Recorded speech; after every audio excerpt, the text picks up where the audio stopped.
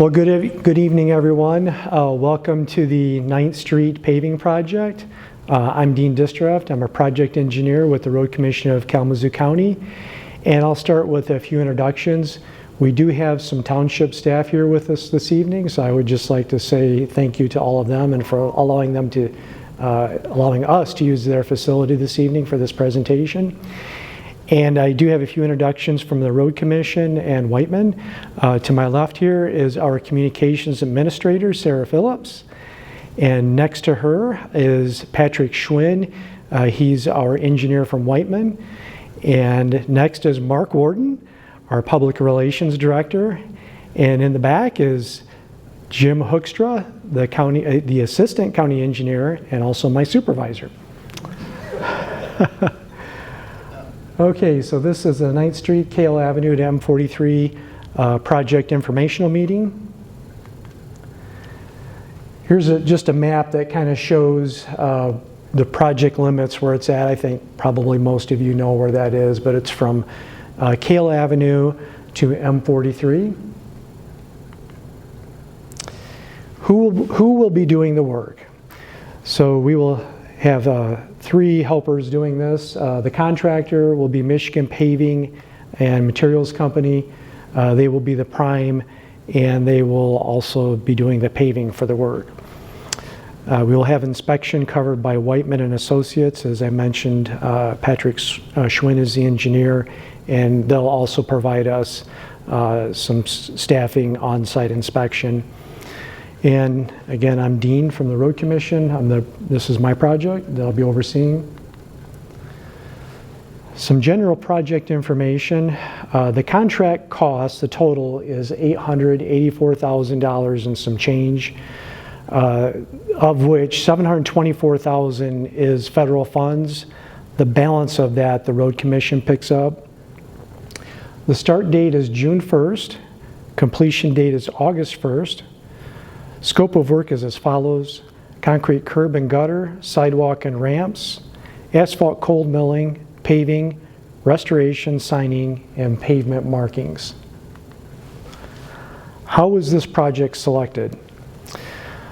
The condition of the road is very poor, so that was the primary driving factor of it. As you can see from the photos, there's numerous potholes and cracks. It was last paved in 2012. We do like to get a little more life out of our pavement than this, but with that said, this is one of our higher volume roads in the county. So it does take a lot of wear and tear. And again, it is one of our primary routes. Impacts to traffic during construction. Traffic will be maintained utilizing traffic regulators, i.e. flaggers, while a single lane closure is in effect. Emergency vehicle access will be provided at all times, and work will primarily be from 7 a.m. to 7 p.m. Monday through Saturday. Access to homes will be provided, but delays are likely. What to expect? Throughout the project, especially after the milling, they like to get right on it right away after they mill, but sometimes if we encounter rain, you could experience an uneven and rough surface that you would be driving over, but we'll keep it open to traffic. During construction, especially when we take a lane, you can expect some delays and some minor lawn disturbances near the edge of the road. On this project, it's mostly going to occur where the concrete work is taking place, which is going to be at the ramps and sidewalk replacement areas. The schedule. Again, the start date is June 1st. Removals will occur early June. That's going to be the concrete ramps and curb. The installation of the concrete curb, gutter, sidewalk, and ramps will happen early to mid-June. Milling and paving will take place the end of June to early July. Manhole adjustments will occur around mid-July. Restoration, signs, and pavement markings near the end of July. And then the project will be complete August 1st. So as I mentioned, we'll have concrete curb and gutter replacement at the ramp areas.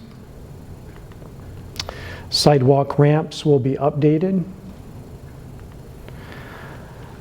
Milling will take place, and we will have both 4-inch milling and 2-inch milling on this project. The 4-inch milling will occur from M43 to Mickey's Lane.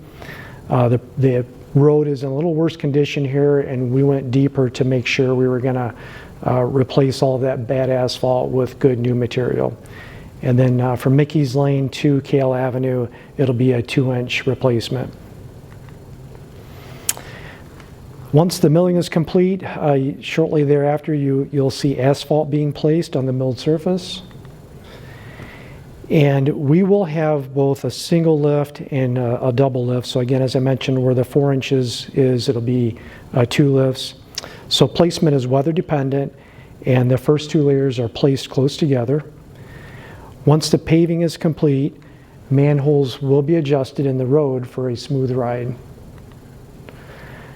Then we'll get to the restoration. The project is almost complete. Restoration in this project will occur primarily where the ramp areas are and the sidewalk replacement. Pavement markings will occur once the paving is complete, and we just ask everyone when the striping trucks are out there to please just slow down and drive with caution. Here's where someone followed too closely and zipped around the paint truck and drove through the wet paint, and that'll be there for a while. Then finally, signs will be updated and replaced as a part of the project. And you can connect with us through these various means and avenues here if you would like. And we offer a method of getting construction updates, and we call it RCKC Connect. And you can sign up for that either through text or email.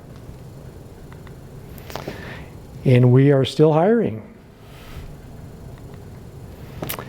And with this, I'd like to open it up for questions and just thank everyone again for your time for attending this evening. Yes, ma'am. Only doing sidewalks where they already exist. You're not pulling the sidewalks through like you're doing further south. Okay. Will that eventually come? So I'll have to repeat the questions because this is being videoed. So the question is, we are only replacing the sidewalk and ramps at the existing locations and not continuing the sidewalk throughout the project. And the answer is yes, that is correct. The other project that's taking place is a whole different project completely. Yes?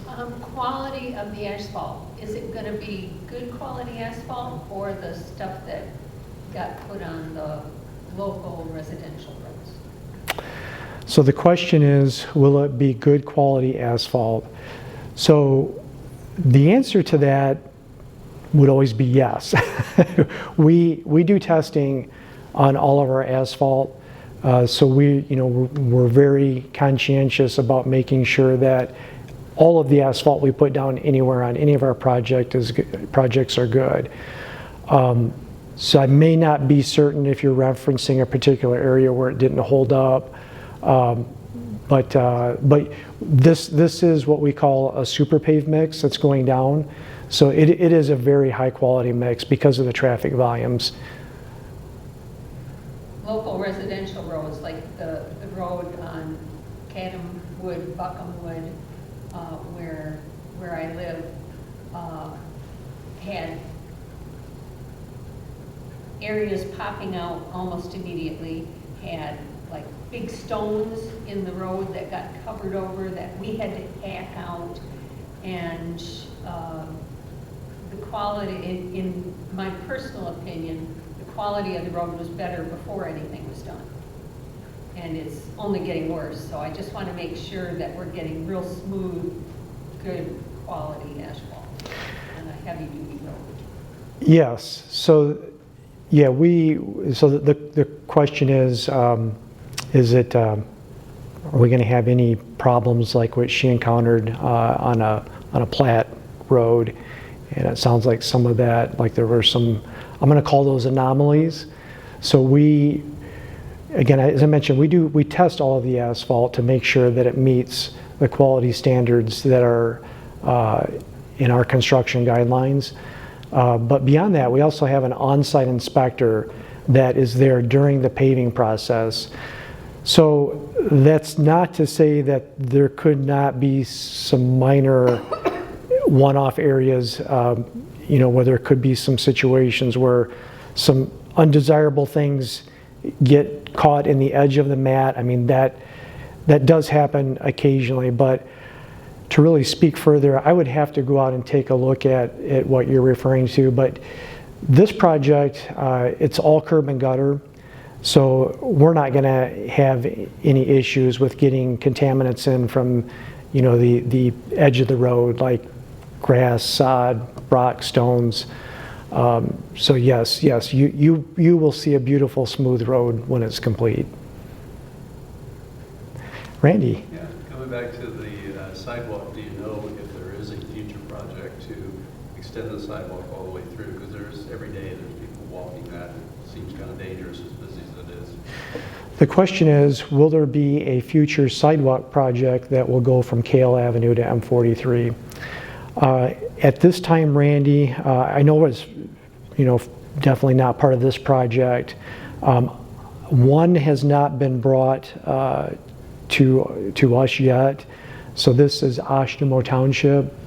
I don't know if anyone from the township could help here. Sure. We do have, we have a sidewalk identified for that area in our Go Green plan. It is in the master plan to get in there eventually, independent of this project. So it is in our capital improvement plan and the master plan to install that sidewalk there. Do you know if it's 5-year, 10-year? Within that 5-year plan. Oh, okay.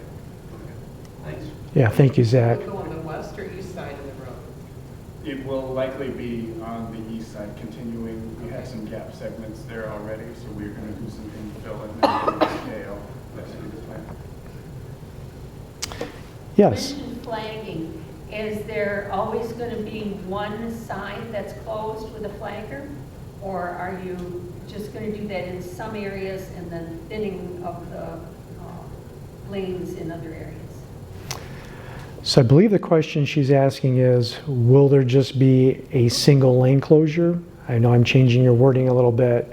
So the answer to that is yes. They will have to have one lane closed during the paving operation, but it will be traffic will be maintained. That means that you'll be able to continue to use that route, but we do emphasize that there will be delays, especially at this time of the day.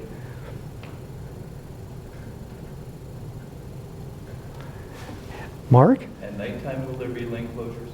No, that's a great question. It will be opened up at the end of each day after the operations are complete. This is a little separate from it, but yet it impacts it. I know KL is closed by the highway there. Is that going to be still closed the entire time of this project? So the question is, will Kale Avenue remain closed by US 131? And the answer to that is yes, it will be, but that is an MDOT project, so that's separate from this. And I really don't have any information on when that will be opened up. I know it's coming soon. Because I think traffic is even heavier now with that closure. Yeah, sure. And now we're going to be impacted doubly. So. This project will go very quickly. It's not going to be a lengthy, we're talking probably at most 4 days of paving, if that. It will not be like what you've seen there for sure. To speak to the traffic control a little more, so the north section, there's obviously a lot of lanes we can use. That south section, that's the 3-lane section.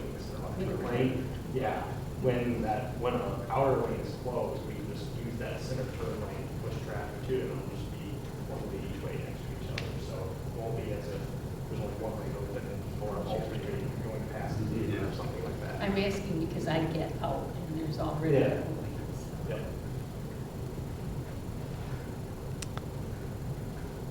Yes, sir. The KL project is scheduled to be finished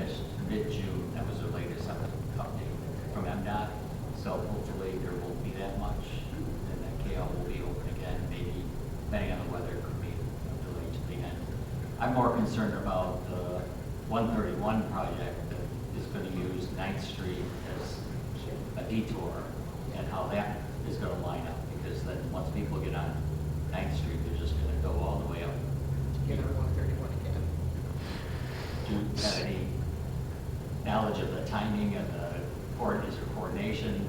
Because you certainly don't want to be ripping up half that section of the road while all these people are coming up 9th Street because of the detour from that. So we don't anticipate any increased traffic volumes because that US 131 right now has two lanes available. So when you saw things backed up, it was because they had it down, the northbound 131 was down to one lane. So I'll let Jim help out here a little bit. So yes, MDOT is going to be closing that ramp that is currently in use. They will be detouring traffic up 9th Street. The intent is to push them to Stadium to 131. There may be some that find their way into this area, but I think given a few days of driving through this, they may change their mind. Certainly, we will work with the state on any progression for signals and push them through in an expedited manner. So that should be starting, I think, next month. So about the same time. Thank you, Jim. Any other questions?